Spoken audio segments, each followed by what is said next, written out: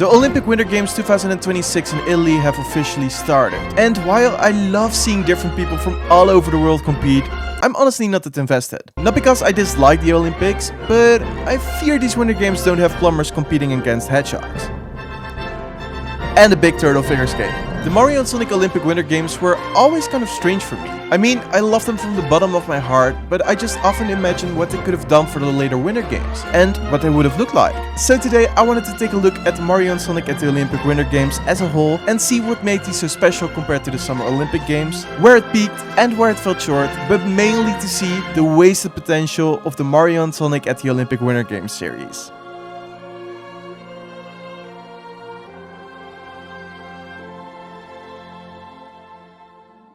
I think it comes to no one's surprise anymore that I have absolutely fallen in love with the series when I was younger. I was always so excited going home from school to finally earn some big fresh gold medals. And sadly some silver ones, because I would get absolutely obliterated by one of my friends. Thank you so much. I've always seen these games as just fun games to play with family or friends. And while neither of them would play this with me most of the time, I still quite like participating in these events alone. I myself have always been more of a fan of the Summer Olympic Games, and then formerly the Wii version of London 2012, which is in my opinion the best game of the entire series. But I've always had also a soft spot for the Winter Games, and then formerly the Wii and DS versions of Vancouver 2010. These games had so much charm and personality, and were for me the perfect way to do the Winter Games. And also the story mode in the DS version is freaking insane. It is so freaking good. But after consistently releasing game after game, Sega suddenly skipped the Winter Games in 2018 for Pyeongchang, which was a huge bummer at the time, since they never skipped an Olympics before. And since then, I just really hope that we would get a new Winter Olympics entry in 2022. Spoiler alert, we got literally nothing. Now that I think back on it, I really would have loved to see more Olympic Winter Games in the series. But if I have to be honest, at the time I couldn't care less because I was too busy playing London Party in London 2012 on the Wii. But now every time I play one of these games, I can't help but wonder what could have been next for the Mario and Sonic at the Olympic Winter Games. As I previously said, I played the Summer Mario and Sonic at the Olympic Games way more than the Winter Games. But oh my god, the vibes and atmosphere of these games are just so cozy and good. What I specifically loved about these games is just the UI and the music. They just perfectly match with the winter vibes. I was always more of a fan of the Summer Olympic Games purely because these games were just a bit easier to get into. And since I've played them like my life depended on it, I knew all the controls for every event. And the events were also a bit more fast paced. I mean, when I was playing a party game on Vancouver on the Wii and it landed on curling, I just really wanted to die. As for the winter sports games, this isn't the case. In some events like short track in the Vancouver game on the Wii, I literally follow the instructions, but it just doesn't work sometimes.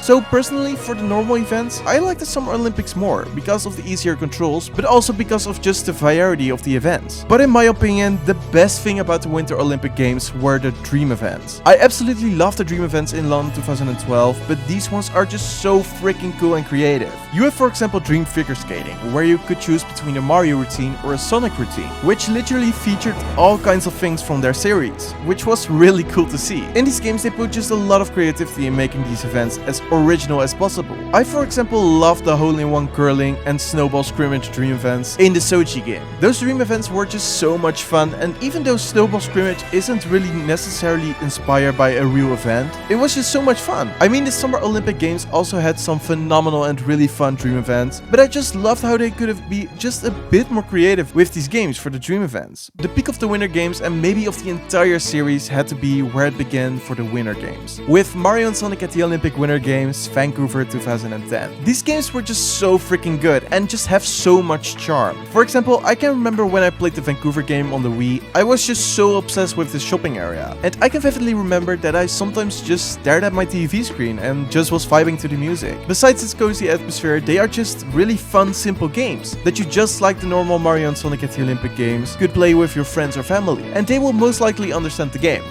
After they finally found the B button on the back of the Wii remote after 3 hours. What I also loved about the Vancouver Wii version were the party games. I mean, I never really played them that much, but I can remember I absolutely loved the panel flip one, where you had to work together as a team to get as many panels as you can by winning events. But by far the best edition of the Vancouver Wii version were the dream events and the festival game mode. I already talked about some of the dream events, but some of my favorites are Dream Short Track and Dream Bobsleigh. I mean, they are all good in my opinion. Besides this one. Legit, who thought including dream gliding was a good idea? has a really big problem. But the real highlight of this game has to be the festival game mode. There's no freaking way I haven't spent more than 200 hours in this festival game mode. The festivals were so much fun when I was younger because it just felt like a real competition and felt like the real Olympics, since you also had these training sessions and the same competitors during the whole festival. This game is just so good. But the best part about the Vancouver game isn't actually in the Wii version. The DS version of Vancouver has to be one of my most played games in the series. And oh my god, I think this is the 40th time I'm going to say this on my channel, but oh my days, this adventure mode was so crazy good. I'm not going to talk that much about it since I've made a whole video about it on my channel, but this story mode was just so much fun and has to be among my favorite things of the whole franchise. I also briefly want to mention Sochi 2014 for the Wii U, since it's the only Mario and Sonic at the Olympic Winter Games, which I didn't really enjoy, since it was just a downgrade from the Vancouver games. The controls were weird because of the Wii U gamepad, and just overall was the game just a bit lacking in quality. I replayed the game a bit, and I need to say I enjoyed the game way more than I did at launch and when I made my ranking, but it is still just nowhere near the Vancouver games. Sochi was good for what it was, but I'm just so sad this was the last Mario and Sonic at the Olympic Winter Games. Sadly, we got no new Mario and Sonic at the Olympic Winter Games after Sochi, which is now already 12 years old. And there are a few things that I can think of why Sega stopped making the Olympic Winter Games. Most of the time are the Summer Olympics and the Winter Olympics held with only 18 months in between, which isn't a lot at all. I mean, sometimes in my head I still think it's 2015, so time really flies. In these 18 months they need to make the whole game, and this is just too little development time, and coming up with new ideas and working them out, it was going to be a mess. Second, Sega and Nintendo focused on Mario and Sonic at the Olympic Games Tokyo 2020, which was kind of a big game again, with many normal events. Also, the Olympics were being held in Japan, so maybe they wanted to do it justice. And then lastly, the most obvious reason, the games just didn't sell well anymore. I'm going to put on my nerd glasses for this one. The first game being Beijing 2008 sold more than 13 million copies, which is more than all the games of all the Mario Sports series, besides the Mario Tennis series. Then Vancouver sold about 7 million copies and London 3 million. But after that they only managed to sell about 1 million copies with each new Olympic Games. And especially Rio did not sell well, since it's the entry with the least copies sold, and that's with the 3DS and Wii versions combined, which is kinda crazy. I think they just thought that a new Olympics game every 2 years was just a bit too much, and I have to agree. Also, it got confirmed that Sega lost the license for the Winter Games, which was a real bummer. I mean, the first games were legit top tier and are so freaking good, but game by game you saw the series decline in quality, which was really sad to see. Everyone by this point knows that the series has been discontinued. And while I was definitely sad to see it go, I honestly think they ended it in the best way they realistically could, at least when it comes to the Summer Olympic Games. As I said, you could clearly see the decline in quality from game to game, and even though I absolutely love Tokyo 2020 and put a lot of hours into it, it just wasn't on the same level as London 2012. After releasing Summer Olympic Games constantly for over a decade, there simply wasn't much left they could do that was going to feel truly new or refreshing without completely reinventing the series. But with the Winter Games, I feel a bit different. With Vancouver and Sochi, it never felt like the series had reached its limit, and instead it felt like it stopped right when it still had room to grow. The Vancouver games are so good, but Sochi didn't really give us something new or different compared to these games, which is a real shame because there is just not really anything that made Sochi 2014 stand out from the other games in the series. Unlike the Summer Games, which explored most of the events and was difficult to change of the series, the Winter Games never really reached that point in my opinion. Sure, Sochi 2014 isn't the best by far, but I had an absolute blast with some of the Nearly Dream events, with some of them being the best in the entire series in my opinion. A Mario and Sonic at the Olympic Winter Games 2018 could have been quite literally insane. This could have been the first Mario and Sonic at the Olympic Games on the Nintendo Switch, and that would already solve one of my biggest issues with Sochi, being the controls with the Wii U gamepad.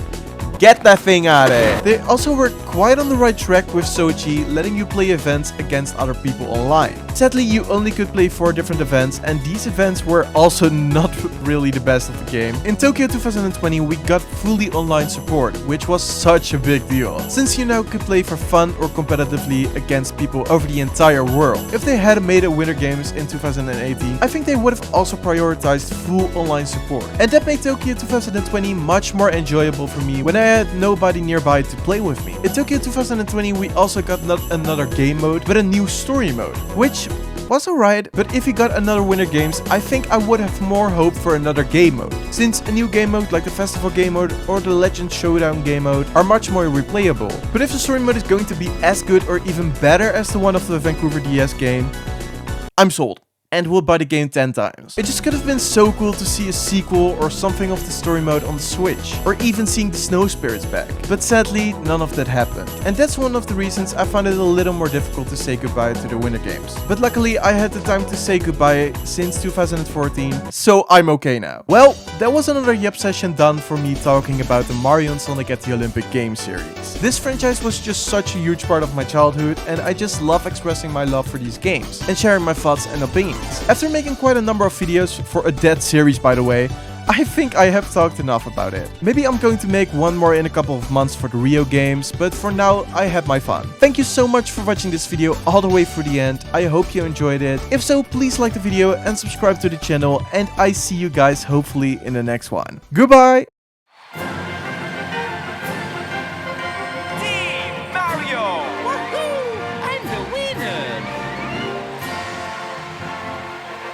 Congratulations! First medal!